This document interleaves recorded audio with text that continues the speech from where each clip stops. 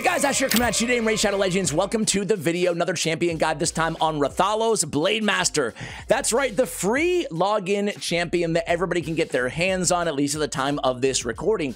Now, I already released a pretty robust kind of first impressions guide on this champion. I shared my two favorite builds. We're going to stick primarily to those builds in today's video, but I wanted to link that video for you guys as well in case you missed it, because we take him on a full Hydra run, whereas in today's video, I want to get pretty granular, especially speaking to, new players, free-to-play players, players who are not in the mid or the end game, and just talk about stat priorities and maybe a few things that might not be apparent when you first look at what this champion does, and that might change the way that you want to build him or the type of teams that you use him on. So without further ado, let's go ahead and take a look at this dude. He is a Bannerlord, and he is new. Here he is, Rathalos Blademaster.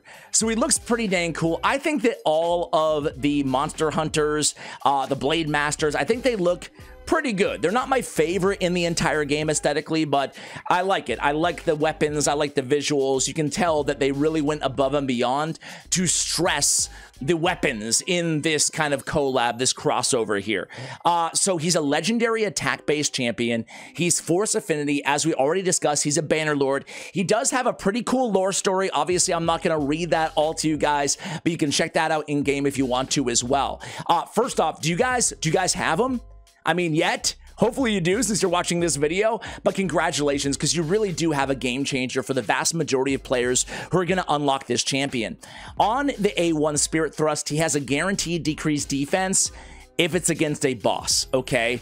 65% chance at landing. Guaranteed land is incredibly strong. If you're a new player out there, I mean, it makes it so you don't have to build him with accuracy unless you're really dying to land this decreased defense on another champion out there, right? So I don't think you need accuracy at all on this champion because it cannot be resisted against bosses, which is so incredibly valuable, specifically against clan boss, against Demon Lord, right? He can be your decreased defense champion right with his A1. Furthermore, his A1 absolutely smacks. It does a ton of damage, guys. So you need to know that even though it's a single target hitter, or single hit, I should say, on the ability, it's big, big damage. Think Candrafon-like damage. Only difference is there's no shot at it hitting twice, but big damage. On the Spirit Step, the A2 ability, we have a attack one enemy on a 3-turn cooldown when booked. This champion is worth your legendary skill tomes. Every second use of this skill in a round will attack all enemies instead. So you use it twice on the second use, and basically every other from there, you're going to be having an AoE attack. Now, the cool thing is, it will ignore 25% of the target's defense. If the target's a boss, it will ignore 100% of the target's defense. That is pure damage. That is extremely valuable in this game. I said it in yesterday's video. I'll say it again. There's only a handful of abilities in this entire game that can ignore 100% of defense. And on an AoE, that's just unbelievably unique and special. Skypiercer used to have it on Baron. Now it's a 50% defense. It's incredibly, incredibly strong, okay? Especially on the AoE, even on single target. Now, if it's not a boss, it's going to ignore 25% of the target's defense, which is also very good. On the A3, Overhead Slash. 3-turn cooldown again. This is another AoE. This one's always going to be an AoE attack. Before attacking, he's bringing his own increased crit damage and his own increased speed for 2 turns. We love that. This dude's all about taking a lot of turns and getting better the more turns that he takes, right? So that's why we love him. Also, in a Relentless set, we'll take a look at in just a moment here. But again, the increased speed is beautiful. You're probably going to have an increased speed champion on most of your teams or a lot of your teams. But if you don't, he's got you covered. And hey, even if you do, maybe he'll just make sure that it's always up on himself. Increased crit damage, I mean, that's great too, right?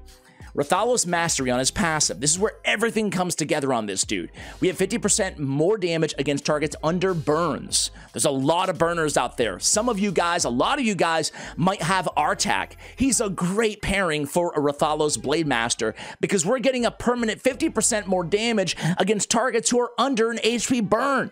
That's really freaking good. We also have a built-in strengthen from damage on enemies under burn, so 25% damage mitigation.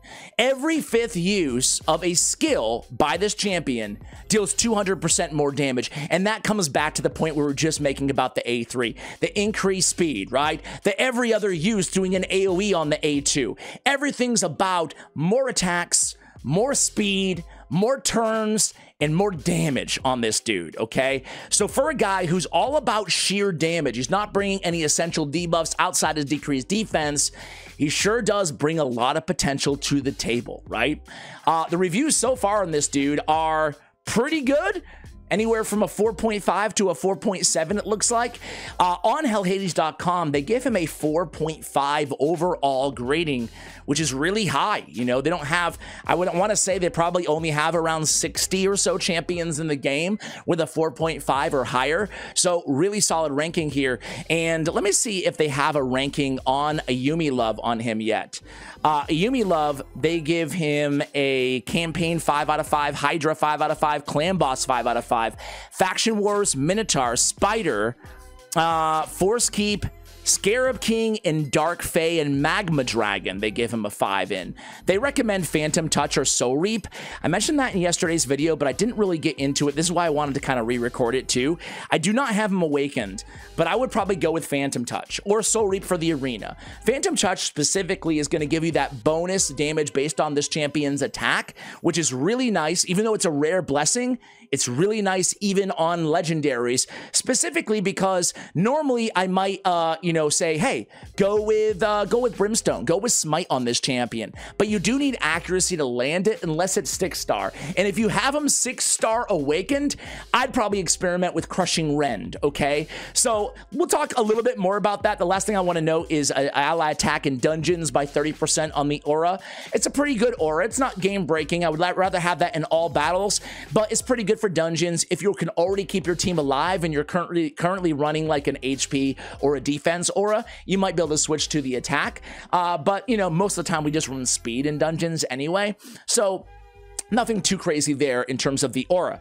All right, let me go, let me quickly, I want to actually see, I have not read the comments. I want to see what you guys are saying on this this champion, right? So I want to see if you guys think that I'm a little bit too high on him, maybe a little bit too low. This is the video that I just released on my channel, and yes, I do thumbs up my own content, okay? So #1 comment is for the Hydra damage. Check. It's worth remembering that the same game attributes all damage done from hex debuffs to the champ that places the hex. So when Rathalos hits those 1-2 million smacks, Cupidus gets credit for 20 to 40k. It's not a ton, but it inflates his number slightly. Absolutely. Let me go ahead and love that. That's worth mentioning that I should have mentioned at the end, because I'm just going to show you. First of all, let me show you a couple of his hard hits right now, right? This is him in a Relentless build. 1.5 million with his A1. That was 1.5 million damage with his A1 ability, okay? 2.4 million with his A2. That wasn't on an AoE, but 2.4 million on his A2 ability, single target against a decapitated head. Now, at the end of this run, like that commenter said, that's a great, I'm not going to pin that comment, right? Because it's important to note too. Pin that. There we go. All right. Blademaster pulled off in 30 minutes. I ran 30 minutes on Brutal, okay? Cupidus had 59 million damage. Sorry for the, golly, it feels like the quality is trash here. Here we go. Cupidus had 59 million damage, and Rathalos had 46 million. Keep in mind, all those hexes, just as the commenter said, are with Cupidus. Cupidus is 6-star awakened with Crushing Rend, okay? So it shows how much damage Rathalos can pull off. That was a really good top comment. I'm glad that I made the decision to read some of these, right? Thanks for posting this video about the new legendary. I appreciate you too, man. Really excited about this new champ. I did want to mention the Cycle of Violence Mastery does proc on decapitated heads and is a unique 30% chance alongside Reflex and Merciless. That is, you can potentially get 2 cooldown reductions on 1 hit.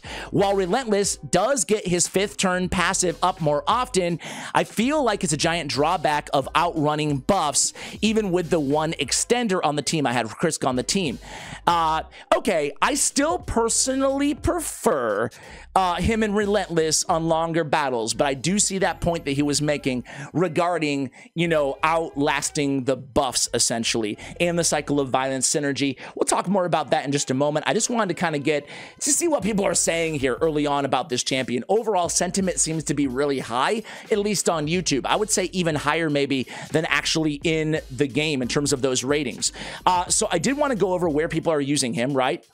We talked a little bit about how Ayumi Love had him ranked. We have Clan Boss a 4.5 here on Hell Hades. I would actually say Demon Lord, I know I'm splitting hairs here, kind of being nitpicky, but I think he's a 5 in Clan Boss. I think that you could argue he's just as effective in regular Demon Lord that he is in Hydra. So I think both of these Clan Boss rankings are a 5 out of 5 for me personally. Spider a 5, Spider hard mode a 4, Dragon a 4, Dragon hard mode a 4, regular 4.5 here. Well, you guys kind of get the point. Dark Fae 2, Ayumi Love had 5. How do we feel about Dark Fae?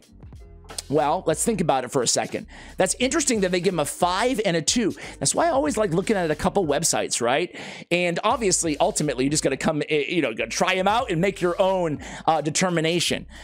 So in Dark Fae, he's not doing anything with turn meter. He's not bringing anything absolutely essential to the table, but he does have a strong AoE, right? So you can lead off with overhead slash and basically just kill everybody, which is nice. He does have that burn synergy, right? So if you're running another burner, he's going to help you out there, just doing even more damage. But I would probably fall somewhere in between in terms of Dark Fae, personally. I'd probably give him like a 3.5 or 4, meaning that he's going to be really solid there, but he's not going to be like a ninja game changer for Dark Fae, in my opinion. So yeah, I fall right in between those grades. Where do you fall, guys? Okay, let's talk about this build. I have him back in the nuking build, but I did make an adjustment on this build, okay? Let me show you him right here. So I have him in lethal and in cruel. Now, before we talk about anything here, I just want to talk about stat priorities. No matter where you are in the game, no matter how you're running this dude, let's talk about what we want and where we want it in terms of artifacts, accessories on this champion. First off, let's zoom out. Macro, 30,000 foot view here, right? We have some attack, obviously, some speed, 100% crit rate, crit damage. We don't need the accuracy because it's guaranteed against bosses, which is really where you'd want a decreased defense on a single target on an A1. So first and foremost, we want to keep him alive, right? It's going to be intuitive for most players, but especially if you're just starting out, you need to have enough HP, enough defense on this guy to make sure that he actually stays alive so he can do all that awesome damage, right? So for that reason, looking at it as base stats here, we have 16k on the HP, almost 1500 on the attack, and 1013 on the defense. Speed at 105. Speed is solid, attack is solid, defense is especially solid. So what I want to do is go for defense. In terms of survivability, I would be looking for defense percentage on my substats from my artifacts on this guy, okay? I'd be looking to pick up a little bit of defense percentage. Of course, we don't have like any of it. We have flat stat defense. That's not what we're looking for. We have a little bit here. Defense percentage. Why? Because it scales a little bit better. His defense is a little bit higher than his HP, although they're pretty close, to be fair. If I needed some survivability, I would definitely go on the ring. I would go HP on the ring, right? Go with HP on the ring, look for a little bit of defense percentage, and I think you'll be able to keep him alive, or you can have a reviver on the team. But obviously, first and foremost, with any champion, even damage dealers, we need to keep him alive. I would love to have this guy in an attack percentage chest, though, so don't mind sacrificing a little bit on the ring, on some certain substats, to make sure that we can make sure he stays alive, so we can get that attack percentage on his chest. So again, that brings me to the chest piece. Attack percentage is going to be the way that we want to go. The accuracy that I have here is unnecessary. We don't need it, really, you know? We talked about, you know, yeah, technically you do, but you don't really. Crit damage is going to be a go-to on the gauntlets, provided you have 100% crit rate. If you're just starting out, no worries putting this guy in crit rate on the gauntlets, because we need to get to 100% crit rate on this champion, absolutely first and foremost, okay? So if you can get crit damage and look for the crit rate in the other substats, go ahead and do so. If you can't, then go crit rate on the gauntlets. You're still going to be okay, okay? Speed on the boots is going to be 99.9% of you guys are going to be going speed on the boots, even if you have him in a nuker build, an all-out nuker build. I showed in the video last night what it would look like with him in attack percentage on the boots, but that would be reserved for more of an endgame build, because you'd have to get enough speed on him, at least over 200, ideally a little bit faster even than that. And this champion, we want fast. We already talked about why. Because of that passive, because of that A2, we want him taking a lot of turns. So that's why speed in the boots are going to be the way to go. The only exception would be endgame arena or just maxing out his damage just to have some fun, right? Or provide you can get a ton of speed because your gear is just next level on your account, okay? So speed in the boots for the majority of players. On the banner, we can go HP, we can go defense, or we can go attack. Again, if you can keep him alive, you want to go attack on the banner, okay? So we have attack with a nice trip roll attack as well. And of course, crit damage is going to be the go-to on your amulet, on everybody's amulet on this guy. So again, we talked about the main, positions here. Gauntlets, crit rate, crit damage, attack percentage, if we can, on the chest, speed on the boots, HP or defense, or then attack if you can keep him alive, crit damage on the banner, and attack or HP or defense on the ring. If you can keep him alive, go with attack, okay? So those are going to be our priorities. Those are our stat priorities. That's how we have him built. We have him in lethal and in cruel gear right now. Setting him up for some nice nukes. In the arena, I mentioned in yesterday's video, I saw a couple of comments being like, Ash, this is not an arena champion, you idiot. But I think, yeah, it is arena champion because although he might not be seeing gold 3, gold 4 action in live arena, although he may not, he's definitely going to see action on 90% of the player base that got this champion when they're just starting out, when they're somewhere in the mid game, when they're progressing in this game, right? You're not going to have a lot of better force affinity nukers just on your account than this dude. So you will be using him. A lot of players will be using him. And this build in either Savage or Lethal, most of you is going to be Savage or even Cruel Gear, is going to be the best build to just get the most amount of damage from him. Again, I do like considering Reflex or Relentless Gear personally. To that commenter's point though, if you go with Reflex Gear, you won't be outstripping your buffs, which is really nice. He does bring his own buffs on that A3. If you go Relentless, you will be outstripping your buffs, but you will get back to, again, those A2s even more frequently and get that extra 200% damage off of the passive more frequently as well. So you guys can choose. I love Relentless on this dude. That's my #1 set choice, but I wanted to nuke a little bit with him first. So on our Masteries right now, we actually have him in a PvE build with War Master. I want to switch him back out of the PvP build into the nuker build and try him out there. So let me go ahead and do that. But first, if you want to screenshot Masteries here, go ahead and do so right now. These are the Masteries that I love for PvP, for any, PvE, for any dungeon content out there. Notably, I love Retribution and I love Deterrence. And I love Retaliate artifacts. I love Revenge accessories on this guy. I love him on an ally attack team. I love him on a counter attack team. Why? Because every time that he does any of those counter attacks or ally attacks or whatever, he's using a skill. That counts as using a skill. So we're gonna get that passive ramped up even more often and get those extra plus 200% damage strikes in more often anytime we can get those counterattacks and the ally attacks, and anytime we can get him using a skill through any means necessary, even when it's not his turn. That's the most important thing that you need to realize about this champion. He gets a lot more effective with ally attackers on the same team, with Masteries that he's counterattacking with Retribution and Deterrence. They count as skills. We can ramp up his damage easier that way. So this is a nice basic PvE dungeon build, Hydra build. Now I'm going to go ahead and switch things just to kind of min-max his damage in a PvP setting to try him out.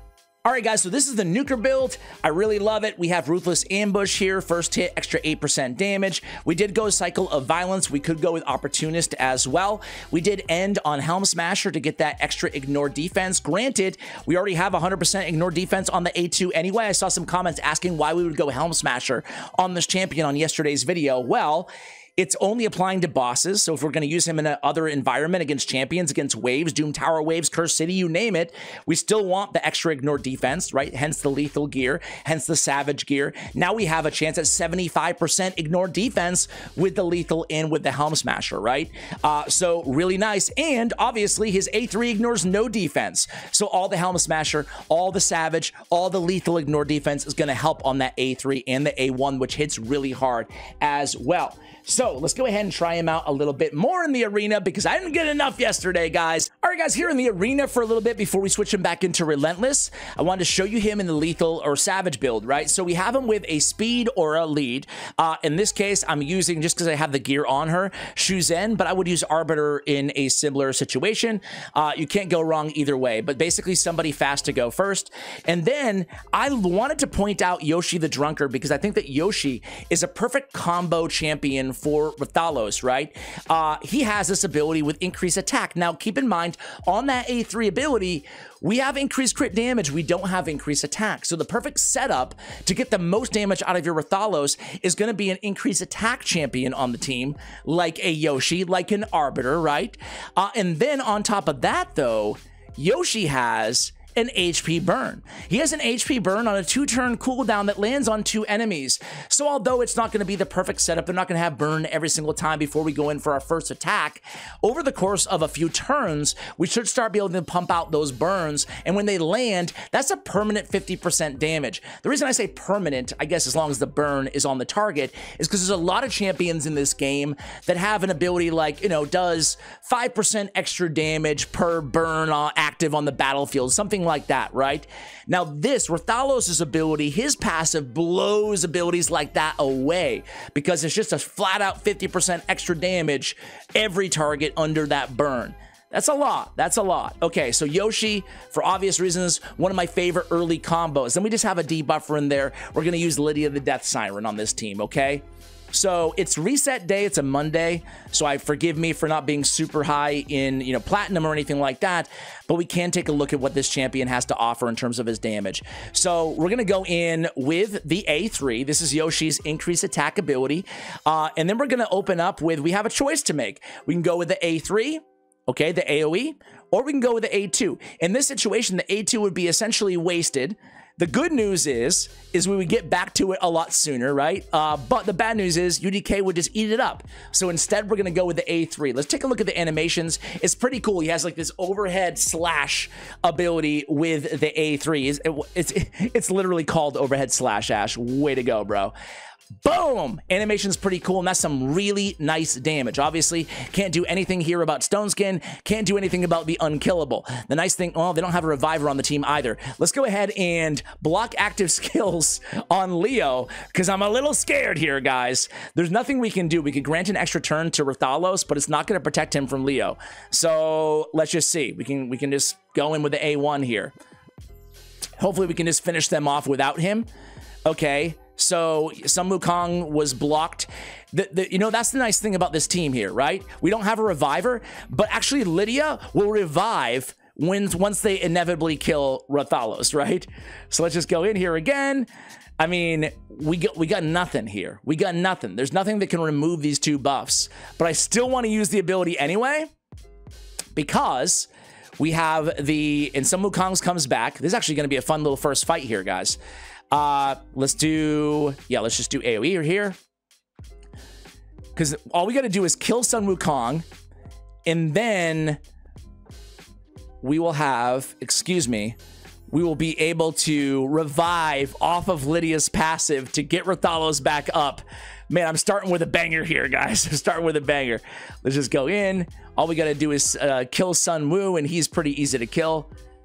UDK is actually pretty low on health too, though. Let's just keep A3, keep poking away here. Yeah, I kind of really want a reviver on this team now that I'm doing this. Not ideal, not the ideal setup. Let's just keep going, though. UDK dies. We might not even need him back. I really want to test out that A2, though. Let's try again with the same team before we switch things up. Obviously, like a Duchess or something would be the best combo possible in terms of the increased attack, keep him protected with the veils and the perfect veils, and She's pretty much one of the best combos for anybody, though, so that's a little bit obvious. All right, let's go in with the A3. Again, with Yoshi, we're opening up with the increased attack. This time, let's go in with the A2 ability. Let's go ahead and smack. Who you want to smack around? Rhonda? Boom. 139k, not bad. Now, once we get back to that A2, it's going to be an AoE. I want to give him an instant turn. I want to go with the AoE on the A3. 87k against a weak affinity matchup against Duchess. Nice and easy there. Let's try again. Let's try again. Let's pick a little bit of a tankier team, though. That team was a little bit too easy here. Let's go against this one. They have a Pythion. They might go first. Let's see. Okay. So damage check. What I wanted to do is just get him into... I really want to give him a chance to show the AoE with the ignore defense on the A2. I'm sure you guys want to see that as well. So let's again open up with the A2. 155k against Pythion. Obviously, Pythion is a tank of a champion as well. So that was pretty good. But we're going to give him that next turn. He's going to probably kill everybody. 112 to 170k damage. All right, guys. So I found a nice tanky team before we switch him back into Relentless here. I want to try to show that A2 ability if I can on AoE in the arena over a longer fight, right? So let's come in with this. Let's come in with this, get that increased attack on him. Come in with the AoE here, starting out. We take down Arbiter. That's great. Look how much damage we did to Taurus, guys. I mean, Taurus is not an easy target here, right? Let's go A2. Boom. We can't even get to it, guys. We can't even get to it. Yeah, he definitely smacks. He smacks pretty hard in the arena. Let me rebuild him in Relentless, guys. All right, guys, so we rebuilt him. We actually lost a little bit of speed, which is not ideal, but we have him in that Relentless. So Relentless and Cruel, we kept the Cruel gear the same, so crit damage and attack percentage still on the chest and the gauntlets, respectively.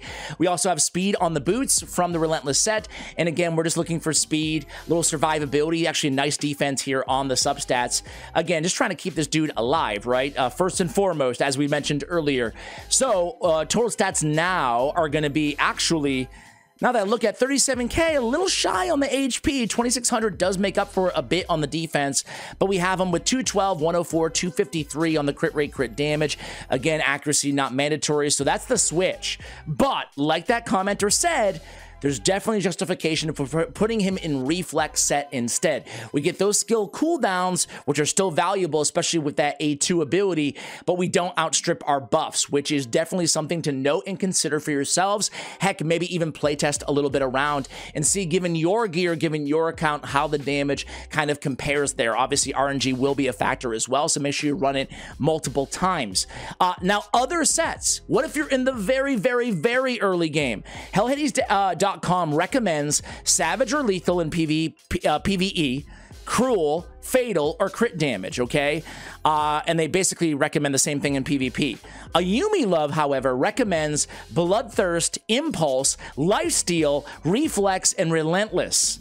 I actually agree a bit more, especially for early game players, with Ayumi Love on this one. Specifically, Bloodthirst and Lifesteal, right? We don't talk a lot about these sets. We've already talked quite a bit about Reflex and Relentless. So, you know, we don't have to keep going over why that's obviously inherently valuable on this champion. But Bloodthirst and Lifesteal, I think he comes with Lifesteal gear, right? In the early game, I'd probably just throw the Lifesteal gear on him. Keeping him alive, as we said for the 20th time now, is going to be imperative for getting the most out of this champion. So in the beginning, maybe you just throw that Lifesteal gear that you already got on him and just keep him in that until you're able to get your hands on some of these more difficult, challenging Forge type gear or Relentless type gear that can be, again, more challenging to get your hands on. But I feel like Lifesteal in the early game, or just speed gear in the early game, you'll be looking pretty good on this champion. Guys, that's going to do it for the guide. If you want to see the full Hydra run, as well as a little bit more dungeon content, I will have that other video. But again, to me, it didn't seem necessary to post them both exactly, you know, the same, repost the same content. But I will have that video linked in the show notes below. Thank you for watching. Let me know what you think of this champion, and congratulations for getting your hands on really a great game-changing champion, especially for new or progression players out there. Thank you for watching, and as always, take care, guys.